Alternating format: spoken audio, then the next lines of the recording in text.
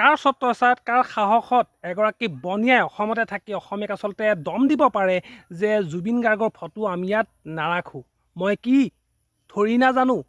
আচলতে জুবিন গাৰ্গৰ ফটো মোচাক লৈ আজি দেৰগাঁৱত এক উত্তেজনাৰ সৃষ্টি কৰিছে। আচলতে যিটো ভিডিঅ' আমাৰ হাতত আহি পৰিছে সেইটো ভিডিঅ' আপুনিও যদি চায় তেনেহ'লে আপোনাৰো কিন্তু নোম দাং খাই উঠিব যে জুবিন গাৰ্গক অপমান কৰিবলৈ এইগৰাকী আচলতে কাংকানী উপাধিৰ বনিয়াই ক'ত সাহস পালে চাওক।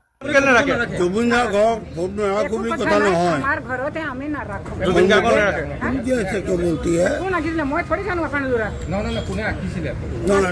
ফটো আঁকিছিলে আমাৰ ইয়াত আৰ্টিষ্ট দেৰগাঁও। জুবিন গাৰ্গৰ মৃত্যু আজি বহুত দিনেই হ'ল, কিন্তু এতিয়াও জুবিন গাৰ্গে আচলতে ন্যায় পোৱা নাই আৰু জুবিন গাৰ্গক অসমবাসী আচলতে মনত ৰাখিছে আৰু হৃদয়ত আচলতে জীয়াই ৰাখিবলৈ চেষ্টা কৰিছে। আৰু কোনোবাই যে ইমানেই ভাল পায় যে এখন ছবি ক'ৰবাত আঁকিছে, কিন্তু সেইখন ছবি আচলতে মুচি পেলাবলৈ বনিয়াই এজন বনিয়াই আচলতে ক'ত সাহস পালে যে অসমতে থাকিব, অসমতে আচলতে ব্যৱসায় কৰিব আৰু অসমীয়া ৰাইজৰ মূৰতে আচলতে মাধ মাৰিব।